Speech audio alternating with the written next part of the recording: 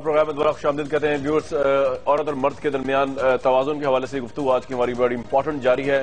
خاص طور آج کی ڈسکشن جو ہے وہ خواتین اور مردوں کے لیے، خاوندوں اور بیویوں کے لیے ہے، کیونکہ ہمیں ٹریننگ ہی نہیں ملتی اسکولوں، کالج، یونیورسٹیز میں، ہمیں علم ہی نہیں ہوتا. تو آج کے پروگرام کے تھرو میں چاہ رہا ہوں کہ انفارمیشن ایٹ لیسٹ لوگوں کو ملے. انٹرپریٹیشن آپ کی ہر کی اپنی ہو سکتی ہے. مفتی صاحب آپ کہہ رہے تھے کہ مفتی نعیم صاحب آپ کہہ رہے تھے کہ طلاق جو ہے اس کا رائٹ عورت کے پاس نہیں ہے، خواہ وہ تفویض طلاق ہو بھی جائے، نکاح میں رائٹ دے بھی دیا جائے. اسے ایکسپلین کر دیجئے مفتی نعیم صاحب. اگر دیکھیں طلاق کا اختیار شریعت نے صرف مرد کو دیا ہے، اور عورت کو جو تفویض طلاق کا اختیار ہے وہ محدود وقت کے لیے ہوتا ہے. تفویض کا مطلب یہ ہوتا ہے کہ مرد جب چاہے وہ اختیار واپس بھی لے سکتا ہے. مثلا ایک مرد نے اختیار دیا کہ میں تمہیں سپرد کرتا ہوں، تم اگر چاہو مجھے طلاق دے سکتی ہو، تو اب وہ مرد جب چاہے اس کو کینسل بھی کر سکتا ہے.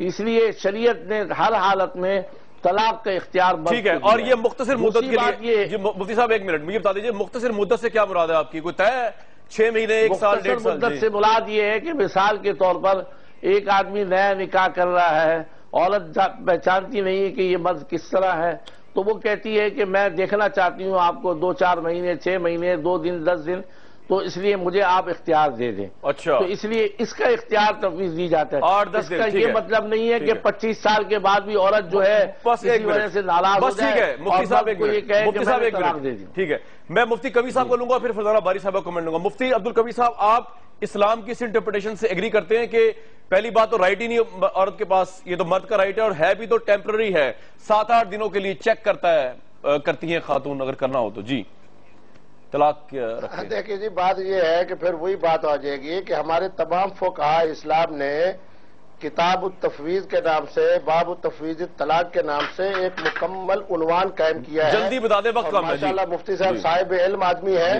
اس میں متا شئت الا ما شئت کے الفاظ موجود ہے کہ جب تم چاہو تم اپنے لیے طلاق کو اختیار کر سکتی ہو، جب چاہو. 1 سال کے بعد چاہو، 2 سال کے بعد چاہو، 10 سال کے بعد چاہو، 15 سال کے بعد چاہو.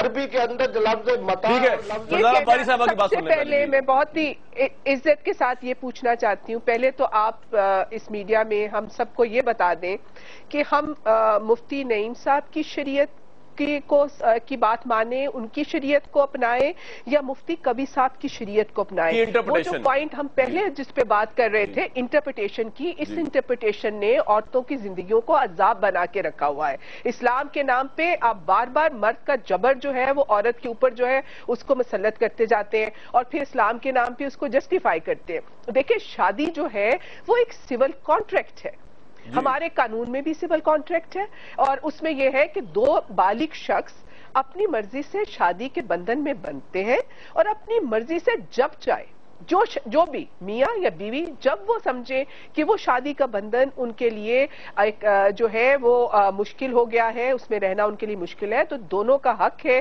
کہ وہ اس بندھن سے نکل کے اپنی زندگیاں آزاد کر لیں، کسی اور کے ساتھ وہ بندھن باندھ لیں، یا اپنے طور پہ اپنی زندگی گزارنے کا اختیار جو ہے اس کے لیے شریعت نے کھلا رکھا ہے.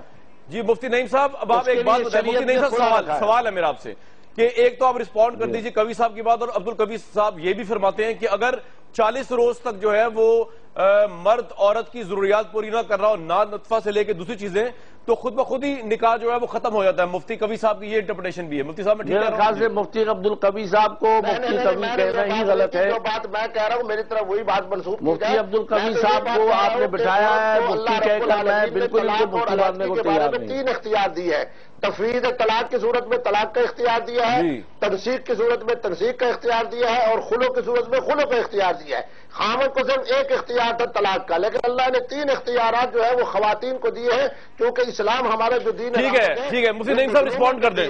نعیم صاحب رسپونڈ کر دیں. طبقات کا دین ہے، وہ رحمت کا دین ہے. یار نعیم صاحب کی میں نے آخری بات سنی. بات میری یہ ہے کہ شریعت نے اگر میاں بیوی کی آپس میں بنتی نہیں ہے تو شریعت نے اس کے لیے ایک طریقہ رکھا ہے خلا کا. جی کہ میاں بیوی راضی نہیں ہے، عورت جو ہے وہ خلا لے لے، قاضی کے پاس چلے جائے، جج کے پاس چلی جائے کہ میں اس کے ساتھ نہیں رہنا چاہتی، فیصلہ ہو جائے.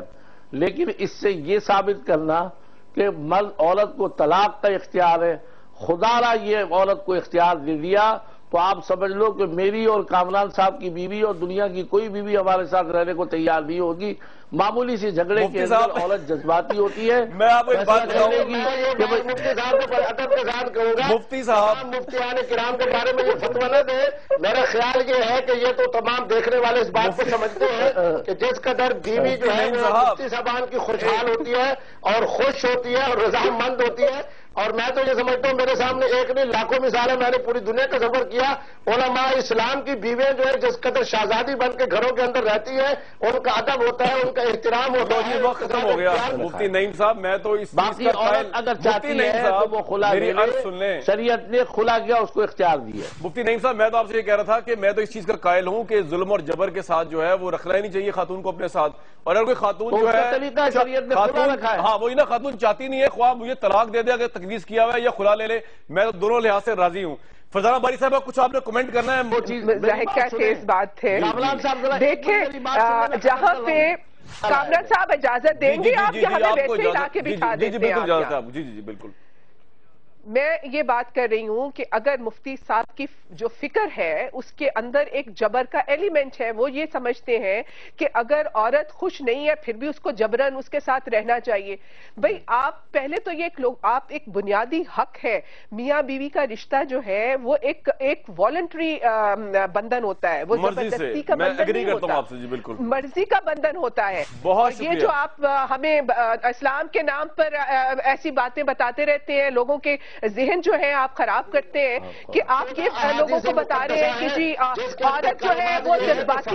بہت شکریہ. یہ لمبی ڈسکشن ہے ویورز, اس پہ بات جاری رکھیں گے, لیکن میں اپنے پرسنل مشاہدے کی بیس پہ بتا رہا ہوں. پاکستان آج بھی جہاں پہ کھڑا ہوا ہے, خواتین جو ہے بالعموم جو ہے وہ واقعی اگر کہا جائے تو پنجرے میں بند ہے. پنجرہ خواہ سونے کا ہو یا پنجرہ لوہے کا ہو, پنجرہ ہوتا ہے. اور یہ فریڈم, یہ ایمانسپیشن جو اسلام نے دی, نبی صلی اللہ علیہ وسلم نے خواتین کو دی, یہ کب ملے گی پاکستان میں خواتین کو؟